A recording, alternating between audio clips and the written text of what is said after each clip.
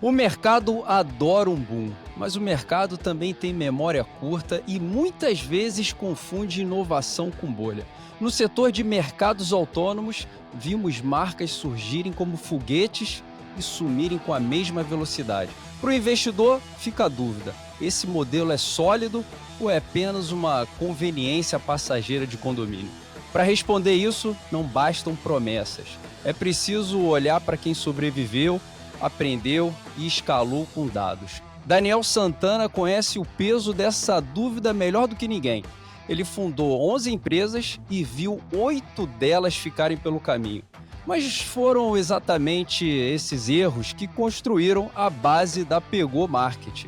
Enquanto o setor ainda patina em logística, promessas e furtos, o Daniel ergueu uma rede com 360 unidades em 20 estados, onde o maior validador não é o discurso, mas o bolso do franqueado.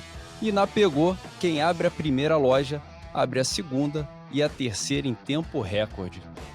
Hoje, vamos entender por que os números dele desafiam o ceticismo do setor e como ele transformou 8 falências no combustível para hoje faturar anualmente 26 milhões de reais.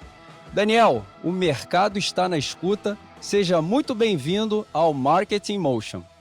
Fala, Julinho, cara. Primeiramente, muito obrigado por esse convite. Cara, para mim é um grande prazer estar gravando com você aqui. Cara, você que também é uma pessoa que é referência aí no mercado do franchise, né? Foi uma das pessoas que inspirou a gente a mover esse segmento, a escalar ele no mundo do franchise. Então, para mim é um grande prazer estar aqui com você hoje, estar podendo compartilhar um pouquinho de tudo que a gente fez e o que a gente enxerga, né, desse mercado, que apesar de estar extremamente acelerado, é um mercado muito jovem, né, é um mercado de 5 anos ainda aí. Então é um grande prazer e obrigado pelo convite. A gente que agradece, cara, ter você aqui para dividir essa história de superação, não só como empreendedor, empresário, mas também no segmento que você atua hoje, né? E aí, pegando um pouco para o pessoal entender mais a tua história, cara, pô, 11 empresas, 8 falências, qual foi o maior aprendizado disso tudo, Daniel? Então, Julinho, cara, o maior aprendizado que a gente tem hoje é você que eu posso acho que trazer para as pessoas é você estar de cabeça aberta, né, você tá buscando novos conhecimentos.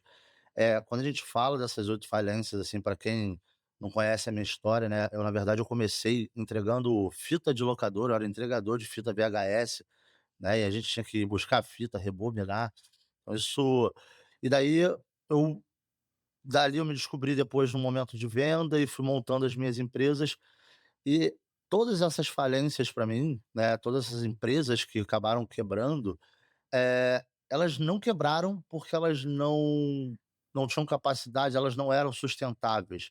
Elas quebraram por erros administrativos, né. E tudo que foi construído, sempre uma empresa após a outra, ela nunca teve o mesmo motivo da empresa anterior.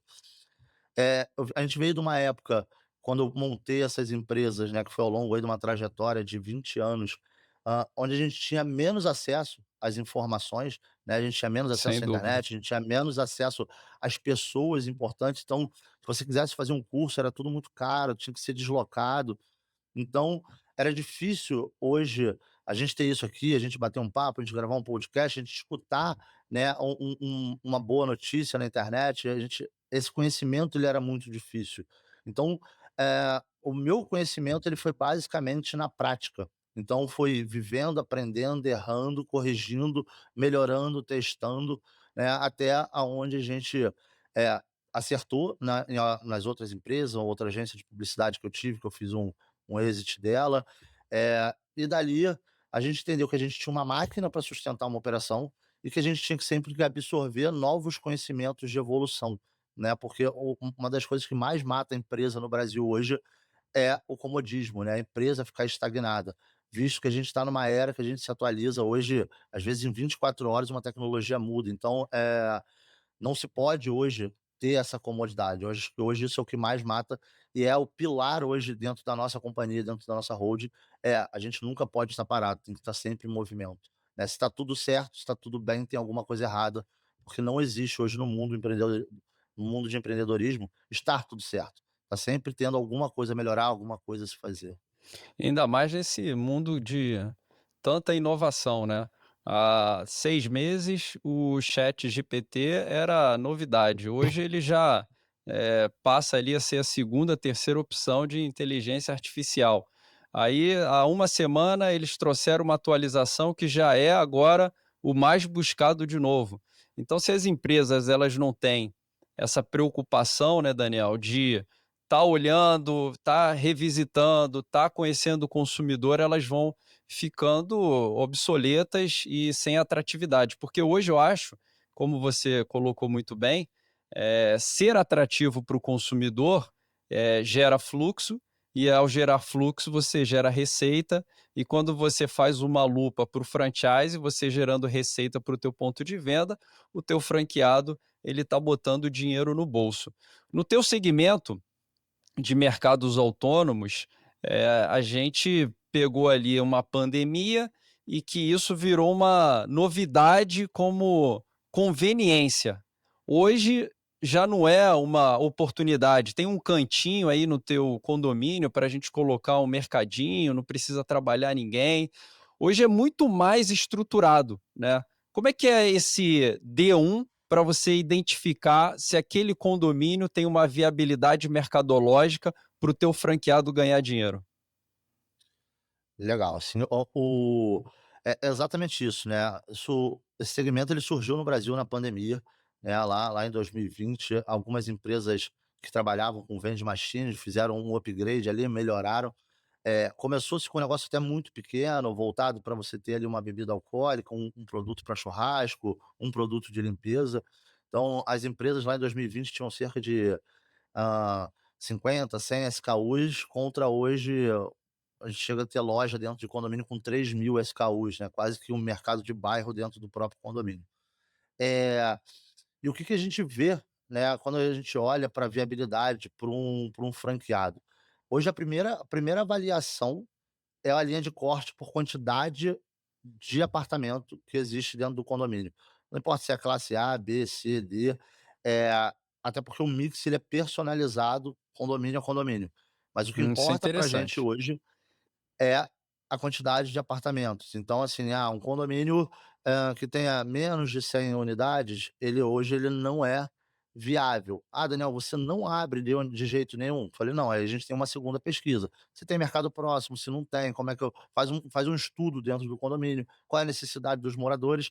Então, existe uma brecha, mas hoje, a primeira linha de corte para trazer isso, para deixar isso extremamente saudável para o nosso franqueado, é olhar a quantidade de apartamentos, né. E aí sim: "Ah, Daniel, mas um público é classe A, o outro é classe B, D, C", não tem problema, porque a gente vai preparar o mix para ter giro em cima daquele, poder de consumo ali daquele ecossistema daquele condomínio. Então a gente vai trabalhar em cima da necessidade do cliente final. Isso que o Daniel acabou de falar, pessoal, para mim já é um diferencial da Pegou, tá? Por quê? E aqui eu não estou fazendo publicidade não, mas a partir do momento em que um franqueador, ele aprova o ponto comercial, tá? Ou seja, ele está investindo a sua equipe para dar viabilidade para que o franqueado possa desenvolver o seu negócio. Primeiro ponto. Segundo, ele faz um estudo de perfil do consumidor do franqueado. Por quê? Porque ele vai customizar o mix para aquela região, para aquela classe, para aquele comportamento. Esses 2 pontos que o Daniel coloca dentro do franchising, você já começa a ter uma segurança, de negócio para você desenvolver as suas atividades.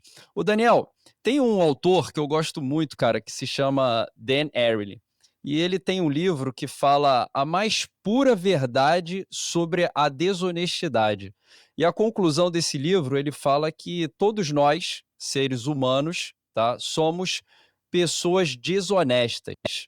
E aí entra, cara, num ponto sobre a automatização das tuas operações, onde você não tem uma fiscalização diária, né. Eu vi alguns estudos que apontam um capex bem alto em termos de tecnologia para que você mantenha o negócio de mercados autônomos com toda a tecnologia, aparato de câmeras e filmagens seguro.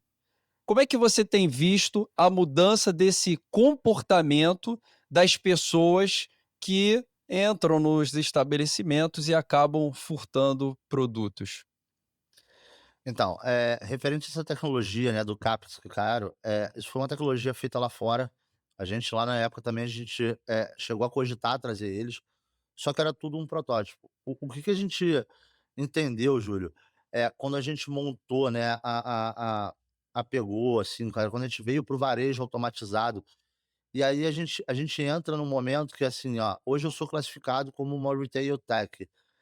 E em 6 meses eu descubro que eu dentro da minha área eu preciso ter uma edutech. Então quando a gente pensa em: "Calma aí, em vez de eu ficar pensando em como blindar o meu cliente, por que que eu não trabalho como reeducar ele?". Então o trabalho que a gente fez, né, ao longo da nossa jornada, que a gente faz até hoje dentro do condomínio, é um trabalho de reeducação, de trazer a galera para dentro, de trazer a tecnologia para dentro.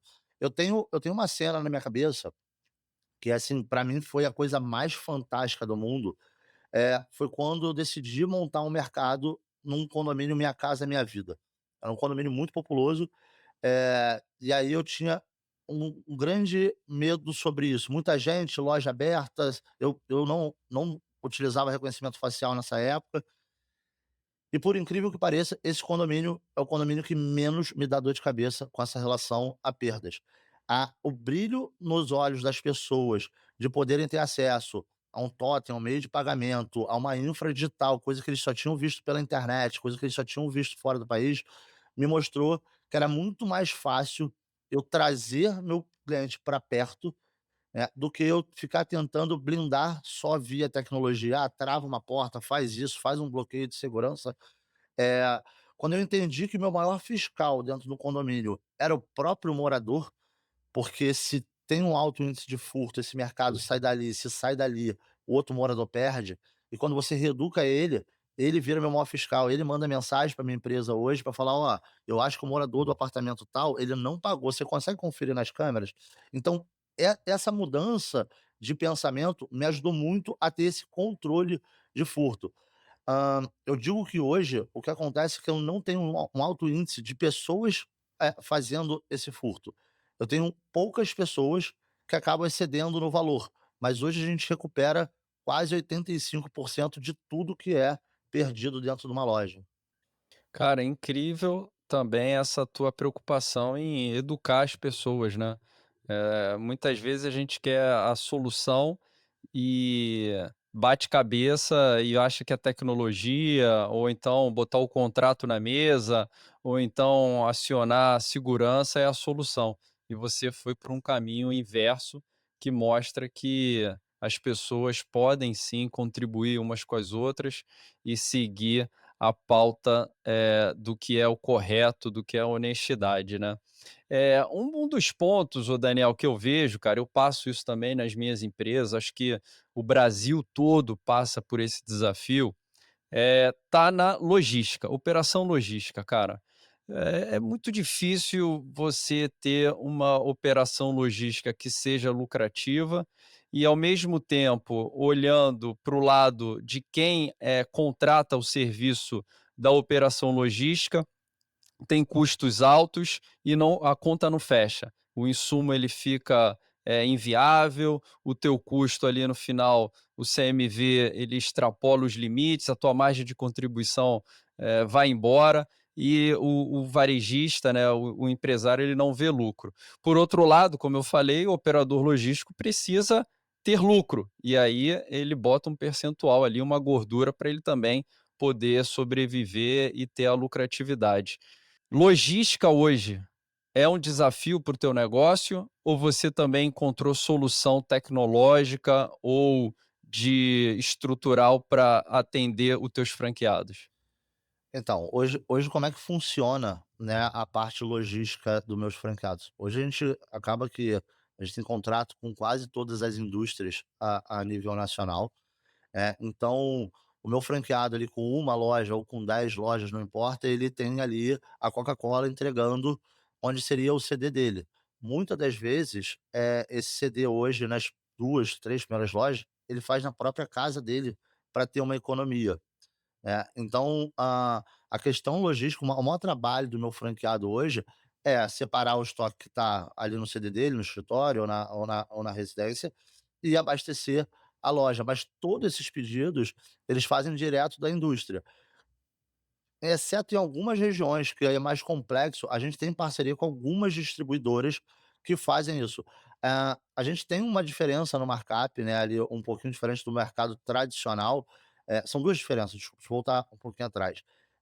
Primeiro que, assim, o nosso custo também de operação do nosso franqueado, ele é muito diferente de uma loja de rua, de uma franquia tradicional, porque ele quase não tem custo fixo. Ele tem a contabilidade, ele sabe que ele vai ter o custo de energia, mas ele, por exemplo, ele não tem o aluguel, né. O aluguel hoje é uma negociação feita num percentual baixo sobre a venda no condomínio. Então, Mas ele isso não não é tem padronizado, isso ainda não está padronizado. não existe uma legislação, mas hoje 95% do mercado atua dessa forma. Atua dessa forma, entendeu? Operando um percentual ali luz, mais um percentual para ser entregue à administração, para uma benfeitoria, alguma coisa assim. Então o custo, do franqueado ele fica baixo, né. E aí, junto com a margem que a gente consegue botar, aquilo nunca vai ser um preço do mercado de rua, mas também nunca vai ser um preço de iFood ou de uma loja de conveniência. Então a gente traz conveniência mais barato que a conveniência, e aí a gente estaria não disputando com o mercado, porque basicamente todos os SKUs que estão ali são não é para ele fazer a compra do mês, mas ele para ele matar a necessidade dele naquele momento sem ter que, eh, pegar um carro, ir na rua, enfrentar fila. Eu falo uma coisa lá dentro da companhia, que é o seguinte: hoje eu não vendo a franquia, eu não vendo o mercado, isso tudo para a gente é meio. A gente vende tempo, que é o bem mais precioso do nosso cliente. A gente hoje passa muito mais tempo dentro da empresa, com colegas de trabalho, muito mais tempo dentro do carro, no trânsito, em locomoção, muito mais tempo em reunião do que com a nossa própria família, do que seja sozinho descansando vendo uma televisão.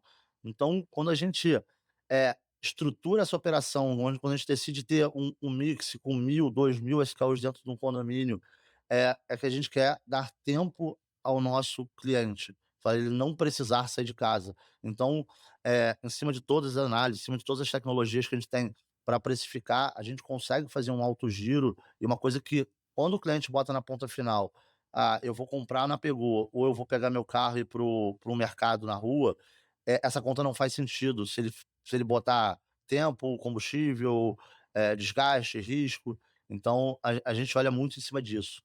E no teu estudo de precificação, pegando aí o gancho que você puxou, você analisa essa comodidade, ou seja, o teu ticket médio é maior, do que se o cliente fosse para a rua, pegar o carro e ir num Zona Sul da vida ou um Carrefour? Hoje o meu ticket, meu preço ele é mais barato que qualquer mercado, desde que não seja atacadista, né. Se não for uma Açaí ou um Carrefour teria um preço mais É uma barato, depende da premissa distância tua também. nos estudos de precificação. É analisar a Exato. concorrência da região, como você customiza o mix de produtos, e botar dentro da Pegou, preços menores do que os mercados nas regiões. Mercados premium como Zona Sul, Pão de Açúcar, essas coisas a gente vai ter. E assim, eu sempre tenho que ser mais barato que o iFood, visto que eu não tenho uma taxa de uma plataforma. Então assim, eu tenho que ganhar de uma plataforma de delivery em tempo e preço. Então isso é de extrema importância para a gente, né, assim, não pode fazer sentido, o nosso cliente estar disposto a esperar 45 minutos, que é a média hoje de qualquer plataforma de delivery, eh eh, e não consumir com a gente. Se isso acontecer, significa que tem alguma coisa errada dentro da nossa operação. Entendi. Então tem esse estudo preliminar e, essa conta, com o fornecedor fecha. Você tem essa autonomia como franqueador em definir com o teu fornecedor preços mais acessíveis ou o teu franqueado ele marca menos? Não, não. O preço com o meu fornecedor hoje, ele é igual para todos os meus franqueados. O que altera às vezes é a tributação de algum estado, automaticamente, ele aumenta lá na ponta, né, para o cliente final, mas isso é padrão do estado. Os meus franqueados, todos eles recebem uma tabela de preço, onde eles têm o preço mínimo. Padronizada.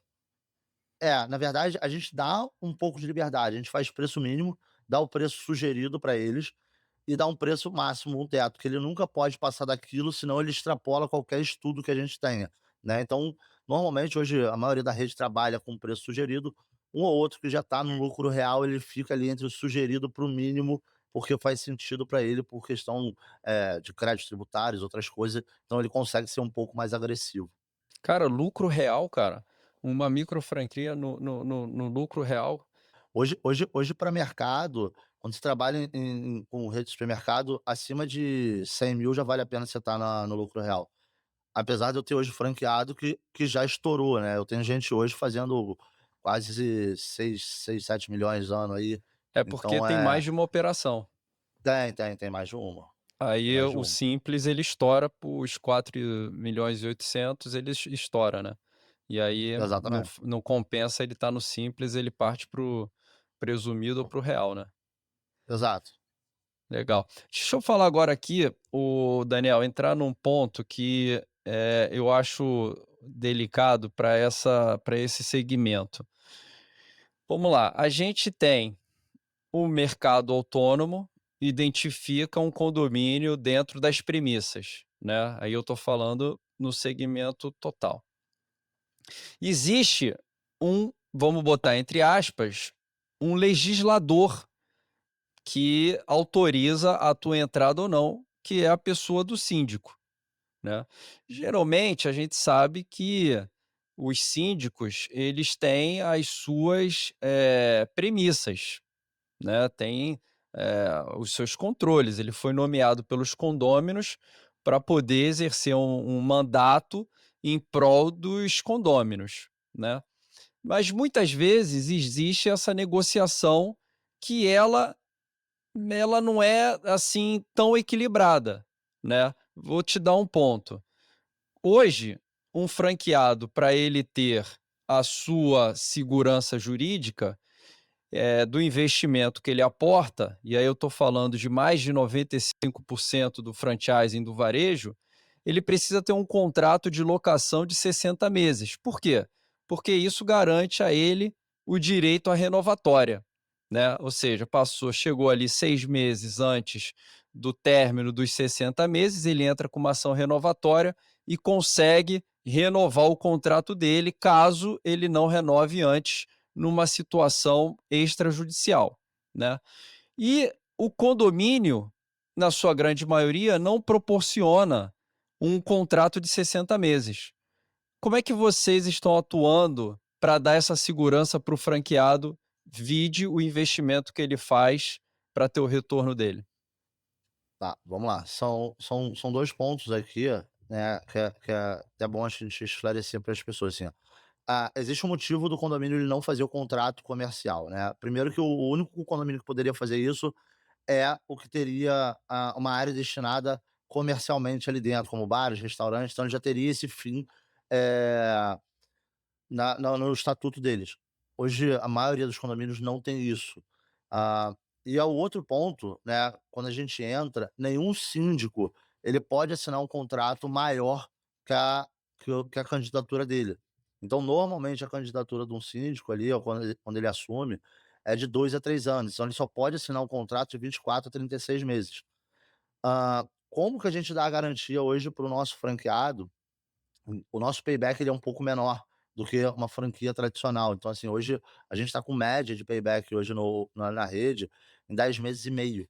Eh, então um contrato de 36 para ele é muito válido, entendeu? Ele já teve o tempo de retorno, ele já teve a lucratividade, e aí a gente vem para o outro ponto. Surgiram-se muita empresa no Brasil, ou surgiu-se uma bagunça em 2024, meio de 25 até metade de 25 ali, de saírem muitas marcas e quererem, baterem no condomínio. O problema é que o síndico hoje, principalmente os síndicos profissionais, né, que cada dia que passa está aumentando ainda esse número, ele ele quer exercer um trabalho em prol do condomínio. Então, ele pegar o mercado hoje e ter dor de cabeça, porque o cara não abastece, porque tem produto vencido, porque, cara, o morador está reclamando de alguma coisa, eh, isso é muito ruim para ele.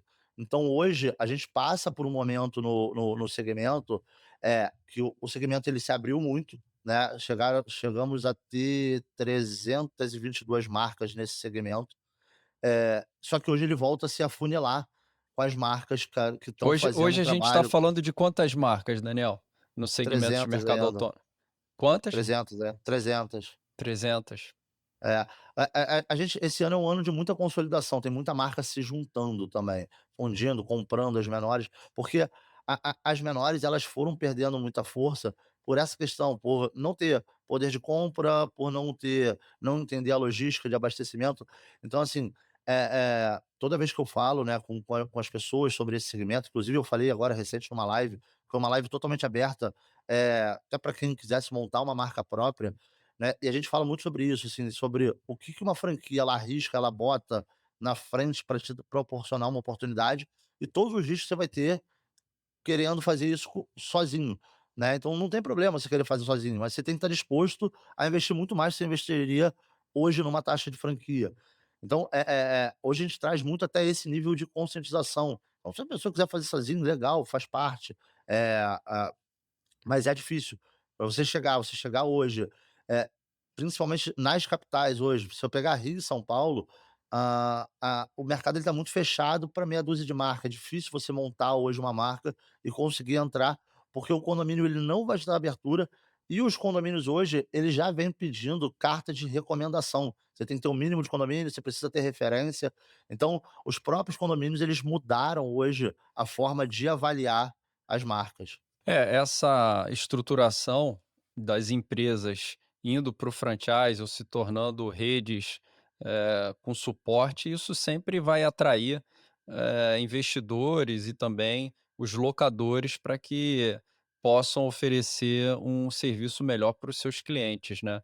E isso a gente vê acontecendo, nos condomínios. Você falou sobre a figura do síndico profissional, né. Eh na tua jornada aí da Pegou, você já teve síndicos profissionais e os síndicos que não são definidos como profissionais. Quais são as vantagens e desvantagens desse síndico profissional? Cara, a vantagem do síndico profissional é que ele tá bem estruturado dentro do condomínio, assim, ele traz processos e regras, né. Hã, o síndico quando ele não é profissional, muitas das vezes ele pode até levar coisa para o pessoal, trazer uma marca conhecida, trazer um parente que abriu sua franquia. Então assim, essa profissionalização, eu acho que ela ajuda inclusive o condomínio. Eu posso falar hoje com propriedade que hoje 80% dos nossos condomínios são síndicos profissionais. Visto que há 3 anos atrás era ao contrário, tinha 60-40, era muito mais síndicos moradores ali atuando do que a própria sindicatura, administração profissional dentro do condomínio. E para a gente encerrar esse bloco falando de relação contratual, você falou que em 36 meses o teu franqueado ele consegue ter ali um retorno, né, do que ele aplicou, tendo a rentabilidade. E a minha pergunta é: o teu contrato de franquia, ele acompanha os 36 meses ou você tem um contrato que não acompanha o contrato de locação? Então, o meu contrato de franquia ele é de 5 anos, mas o meu contrato de franquia ele é diferente, porque ele é taxa única, né, então o meu franqueado ele paga uma única taxa de franquia, e aí ele abre quantas lojas ele quiser. Então, voltando lá atrás, quando a gente fala, né, da estrutura do nosso franqueado, a gente entende que para a marca ganhar, para a marca poder crescer, eu só faço isso se meu franqueado crescer comigo. Então, eh, eu não cresço vivendo de taxa de franquia, eu cresço vivendo de royalties. Então, assim, essa primeira taxa é para trazer ele para dentro, dar todos os treinamentos, implementar ele, mas a gente fortalece hoje todo mundo a ser multifranquia. Então, dificilmente ele vai ter, por mais que ele tenha uma perda de um condomínio ali, em 36 meses, ele já tem outros 2, 3 que estão passando, então assim, perdura muito, esse tempo dele, né, em cima do trabalho que a gente faz, para ele, ser multifranqueado, para ele ter ali realmente a receita prevista, o planejamento que a gente faz com ele, né. Então hoje o franqueado quando entra, a primeira coisa que a gente faz é: qual o seu objetivo de vida e qual o seu como é que a gente vai estruturar um planejamento para você alcançar o seu objetivo. Então acho que quando a gente traz tudo isso para perto, fica muito mais fácil, entendeu. E você, você deve estar completando aí o primeiro ciclo de renovação, né. Você já tem alguma renovação de contrato depois dos 5 anos ou está se aproximando disso, Daniel? Tá se aproximando. Eu Tá se apro tenho 22 contratos que renovam esse ano. Legal, vai ser já o primeiro ciclo, né, de renovação. E você falou do teu foco em ter uma rede com multifranqueados, ou seja, menos, franqueados e franqueados mais engajados. Acho que esse é o grande sonho de um franqueador, né. Essa expansão após ele se tornar franqueado, ela é acompanhada pela Pegou ou você vê uma certa iniciativa do franqueado em buscar o ponto? Como é que é essa tratativa? Ele é mais passivo ou ele é mais ativo? Todo o nosso trabalho ele é feito a 4 mãos, né, então o franqueado quando ele entra, ele tem todo o treinamento ali, tudo como prospectar o ponto dele, mas a gente tem toda uma área comercial de condomínio, pra ajudar ele também.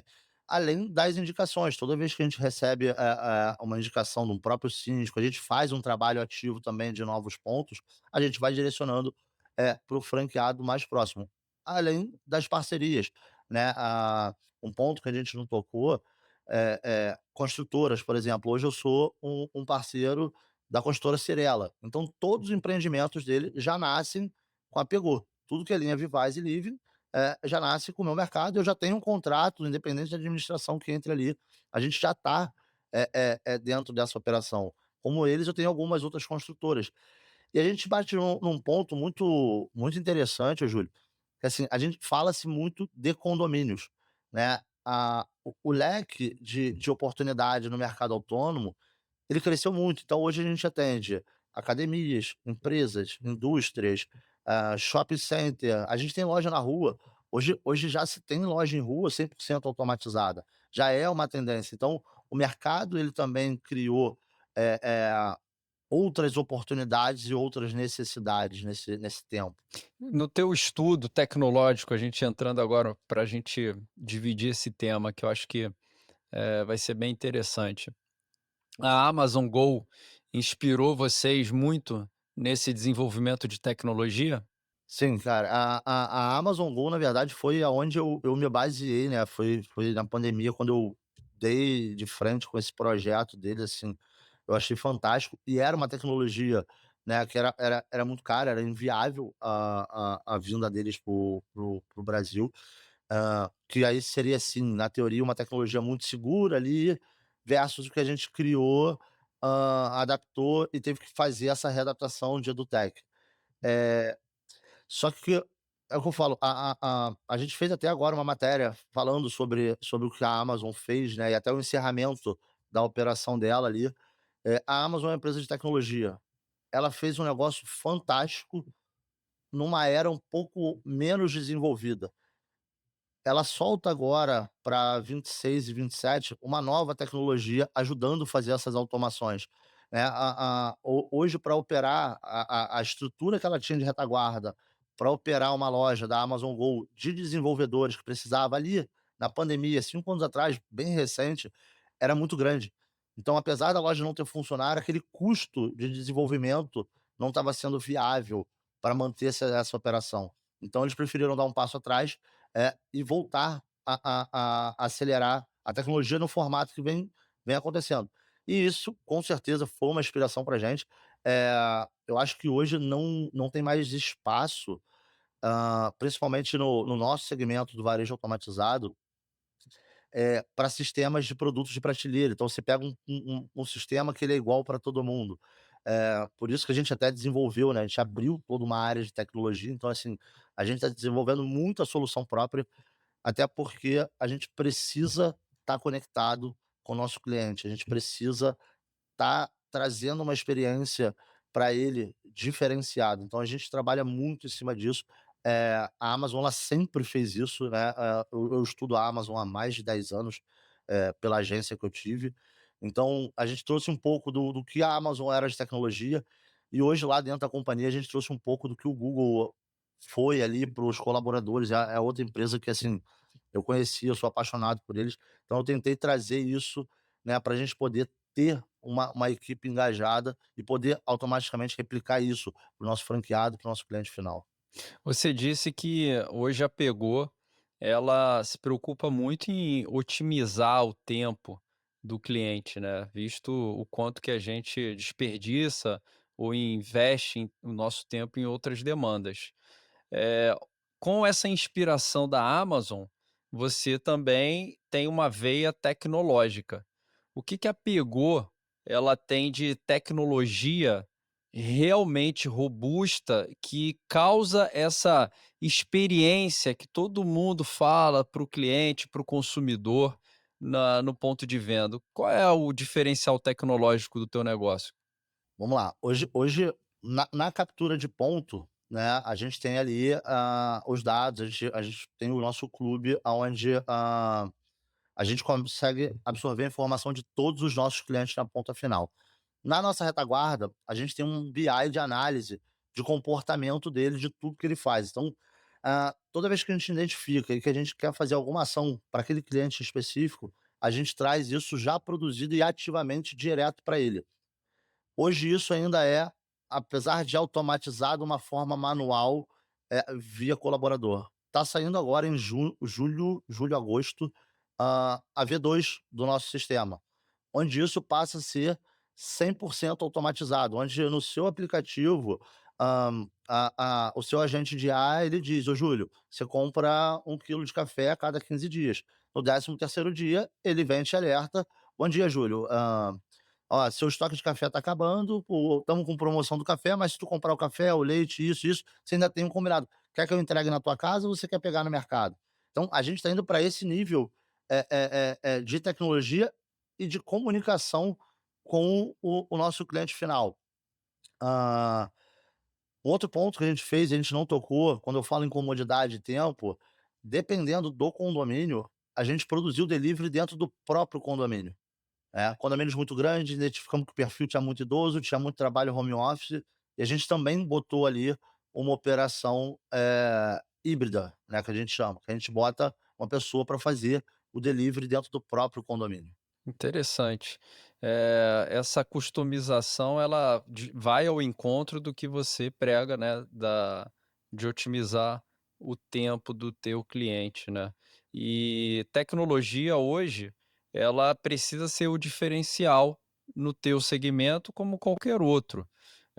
Ao longo da história do varejo mundial, a gente vê as novidades, essas novidades sofrem certas cópias de outros investidores e se torna um segmento. O segmento, ele às vezes, ele recebe uma enxurrada de empreendedores que se torna uma bolha.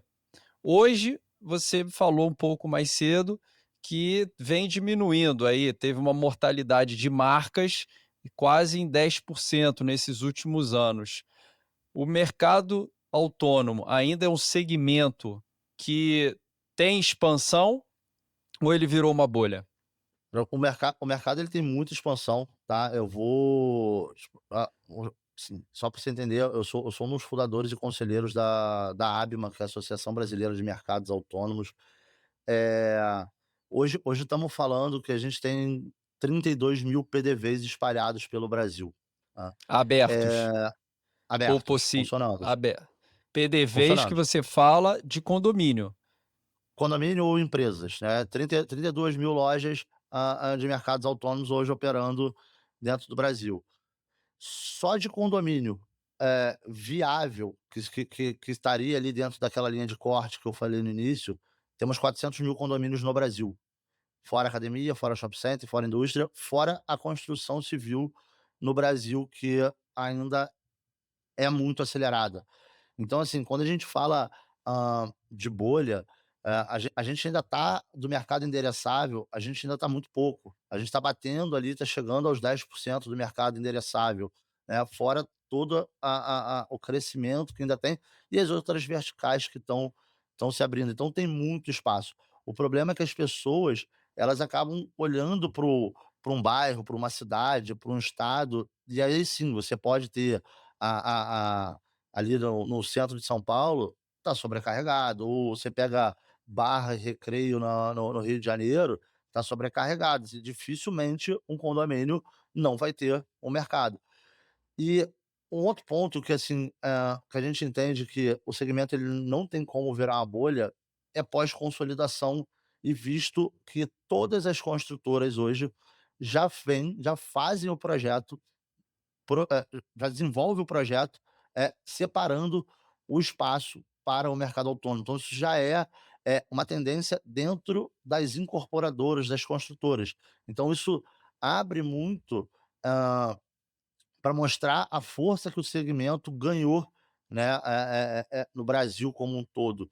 Então, assim, é importante essa parte. Saiu uma matéria no ano passado de imóveis que valorizaram até 15% por ter os serviços autônomos dentro do condomínio. E indo ainda nessa linha da bolha, né, o que que o teu, lead, né, o teu prospect que quer se tornar um franqueado, qual é a primeira pergunta que ele faz para ter certeza que a Pegou é uma boa opção? Cara, a primeira pergunta, boa pergunta, são Ó, tantas que o pessoal fala: "Ah". no meus negócios, eu vejo uma mudança, tá. Há 5 anos antes da pandemia, a pergunta era sempre: "Quanto é que esse negócio deixa de lucro?", né. E aí, dependendo da empresa, ali 16, 18, a partir de 20, e aí ele fazia lá os cálculos dele, né, que ele analisava mercado, analisava outras opções. Hoje eu já tenho outras perguntas. Por exemplo, o quanto que a gente está investindo em tecnologia no ponto de venda para atrair consumidor. Então isso já é uma pergunta que acontece nas interações, ou seja, o prospect, ele está entendendo que ao usar tecnologia vai ter cliente, e cliente leva ele a um lucro, né. Então mais ou menos nessa linha, o que que você vê ali de interação nessa fase inicial? Então, vamos lá, como eu te falei, assim, a gente trabalha com micro franquia, então, assim, o perfil ele é um pouco diferente, né. Hoje eu dentro do segmento, a nossa taxa é uma das mais caras que tem. Hã, a maior pergunta hoje Taxa de franquia que que eu você fala, né, Dani? é a taxa de franquia de entrada. As lojas também, tá, minhas lojas hoje são um pouco mais caras que a concorrência, porque, assim, a gente entendeu que o design, ele vendia, então, assim, a gente faz um puta trabalho arquitetônico, né, pô, uma marcenaria toda personalizada, então ele acaba tendo um custo um pouquinho maior com a minha operação. E a maior pergunta acho que eu tenho é: "Cara, por que que vocês são mais caro, que a outra marca que tá ali te ofertando?". E aí eu volto também um pouquinho na como a gente prospecta, né, o nosso lead, até no nosso site, como que a gente se posiciona, a gente não fala muito sobre, compre uma franquia, margem de tanto, fature tanto. A gente entendeu, eu participo hoje de diversos clubes que tem aí de empreendedorismo, um deles o G4 aí, e aí eu entendi que, assim, não adiantava só eu participar disso e não trazer isso para o franqueado. Então, eu trouxe essa comunidade G4, eu reformatei para trazer isso, uma comunidade para meus franqueados. Então, quando ele entra, literalmente dentro da Pegou, ele vem ali dentro para ter uma aula de gestão, ter uma aula financeira, ter uma aula de administração, contábil, tudo, comercial. Então, a gente envolve ele e atua muito até na dor. Às vezes eu tenho um cara que é excelente comercial, mas ele falou: "Daniel, não entendo nada de DRE, de financeiro. Então, cara, vamos pegar você e vamos te dar aqui uma aula, uma palestra de só sobre gestão financeira do seu negócio". Então a gente inverteu um pouco esse papel. Mas a maior dúvida que a galera tem hoje, e não é a diferença, eu posso falar assim: "Ó, eu tenho concorrente hoje minha taxa é 50, eu tenho concorrente fazendo uma taxa 15", né. Então, acho que essa é o porquê. E aí a gente tem que sim mostrar, porque não é só simplesmente abrir o mercado autônomo, é preparar-se tudo para uma gestão.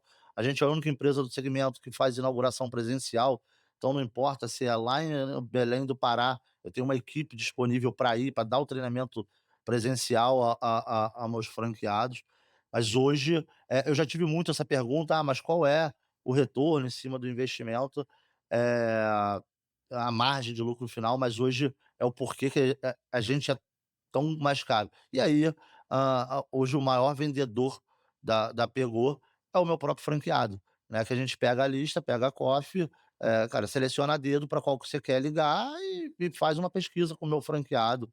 Então, eh os prêmios, acabam mostrando muito isso aí, ó, você ter excelência aí na ABF, a 5 estrelas na pequenas empresas, hã, e junto com meus franqueados hoje que corroboram que, não são meus franqueados, são meus sócios, parceiros, assim, acho que muito mais que uma franqueadora, a gente conseguiu montar, né, um ecossistema de empreendedores ali dentro.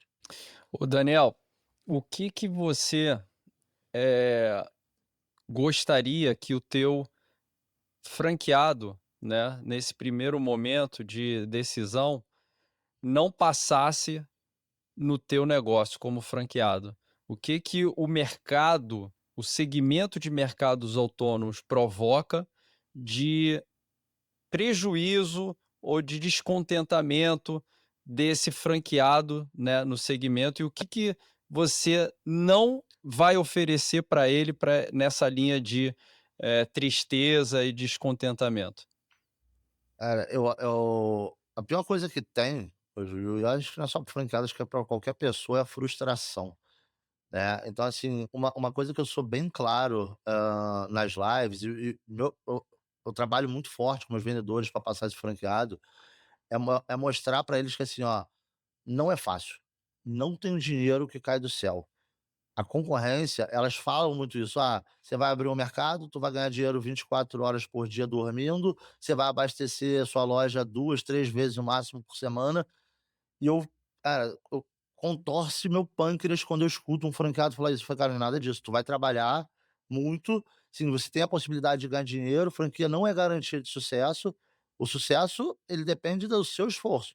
O que a gente vai estar aqui é te trazendo modelo validado, estrutura, suporte, marketing, o que você precisar, a gente vai estar junto de vocês". Então, eu acho que essa parte da frustração, eu peguei muito franqueado, cara, que escutou muita coisa, que assim, que é frustrado, porque prometeram uma coisa que não tinha como ser cumprida. Porque se ele faz o que as pessoas falaram, ele não fatura. A loja fica vazia, o condomínio reclama, ele não tem rentabilidade, ele perde o ponto. Então, isso é uma coisa que eu sempre fiz, enquanto a concorrência ela falava: "1, 2, 3 vezes no máximo por semana de abastecimento", desde que eu abri a minha primeira loja, até para o meu time, quando era loja própria ainda, a gente abastece todo dia. "Ah, mas a venda foi fraca, a loja tá cheia", a gente abastece todo dia. Se não tem venda, a gente tem que ver, tem arrumação, tem limpeza, tem controle de validade e tem relacionamento com o público. Se sua loja está vendendo pouco, barriga no balcão vai entender o que que seu público quer lá na ponta. Então, esse estereótipo que a gente tem, e tem muito em tecnologia, das pessoas: constrói um sistema, ganha dinheiro em casa, faz isso, grava vídeo", eh eh, isso eu acho que é um ponto negativo no meu segmento, principalmente, mas eu acho que em geral, acho que eu vejo muita gente falar de dinheiro fácil e ter muita gente frustrada hoje com isso. Sem dúvida, acho que esse é o maior desgosto mesmo, principalmente dentro do franchise, né. Você desenvolver algo que teve sucesso, porque a teoria é essa, e você faz a expansão através de outros investidores que acreditam na tua marca, e você oferece aquilo que ele não vai conseguir mesmo com a dedicação dele. Eu acho que isso é um ponto realmente, de tristeza, né, por qualquer relação, seja ela qual for. A gente está chegando aqui no final, Daniel, eu vou te fazer umas perguntas e aí você responde aí de bate pronto, tá. Qual é o teu site? Www.pegomarket.com.br. A taxa de Pegou com franquia 2 hoje está vezes. quanto? A taxa de franquia é 50.000, ilimitada, né, ele Qual paga uma vez só, hoje qual tá o royalty, taxa de royalty? 6%.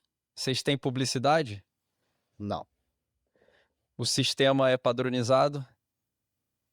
sistema padronizado. Legal. Quantas lojas a Pegou vai ter em 2030? 2030 a nossa previsão são 4.000 PDVs, né, a gente fecha 2026 aí no nosso planejamento, porque a gente já tem de contratos, pra bater 26, quase beirando, 1.000 lojas, e as outras oportunidades, né, a gente acabou de receber 4 convites, então, apesar de ter muita tecnologia fora do Brasil, a gente acabou de receber os convites para abrir Portugal, Chile, Estados Unidos e Canadá. Então a gente entra muito forte também nesses 4 países aí, acelerando bastante o projeto. 4.000 operações no mundo em 2030. Hoje, quem é o teu maior responsável pela expansão da Pegou? Meus franqueados. Boa.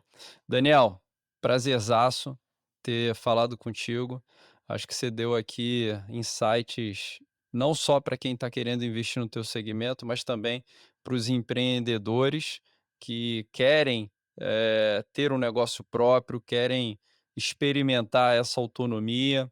Então, obrigado pela tua disponibilidade, pelo teu tempo e nos vemos aí numa próxima.